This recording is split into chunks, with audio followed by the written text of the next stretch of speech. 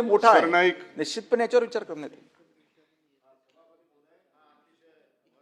प्रश्न आहे, मार्च महिन्यामध्ये हे बिल शिक्षक शिक्षकेतर कर्मचाऱ्यांना देण्यात येतात, परंतु हे वर्षभर जर सुरू राहिलं पोर्टल तर निश्चित रूपानं या वैद्यकीय प्रतिपूर्ती बिलांचं देणं जे आजारी कर्मचारी आहेत त्यांना ते त्या ठिकाणी चांगल्या रीतीनं पार पाडलं जाईल. त्याचप्रमाणे हे या ठिकाणी कॅशलेस वैद्यकीय सेवा आपण दिली पाहिजेत अशी सर्व आमच्या आमदार लोकांची एक मागणी आहे. यासाठी आपण मीटिंग घेऊन या ठिकाणी कॅशलेस योजना शिक्षकांना चालू करण्यात यावी.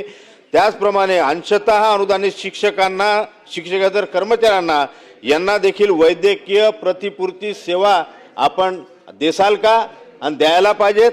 या ठिकाणी दुसरा माझा प्रश्न असा आहे की अनुदानित माध्यमिक शाळा व कनिष्ठ महाविद्यालयातील शिक्षक व शिक्षकेतर कर्मचाऱ्यांसाठी सुस्पष्ट महात्मा ज्योतिराव फुले जन आरोग्य योजना व आयुष्यमान भारत प्रधानमंत्री जन आरोग्य सुविधा देण्याचा शासन निर्णय आपण काढणार का?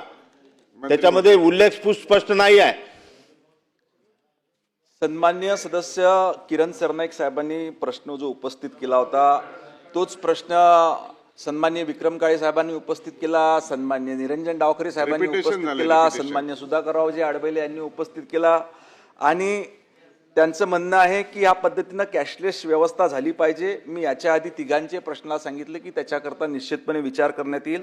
दुसरा आपला महत्त्वाचा विषय होता की महात्मा ज्योतिराव फुले जन आरोग्य योजना आणि आयुष्यमान भारत प्रधानमंत्री जन आरोग्य योजना ही राज्यातल्या शासकीय आणि निमशासकीय कर्मचाऱ्यांना देण्याकरिता स्वतंत्र शासन निर्णय काढणार का?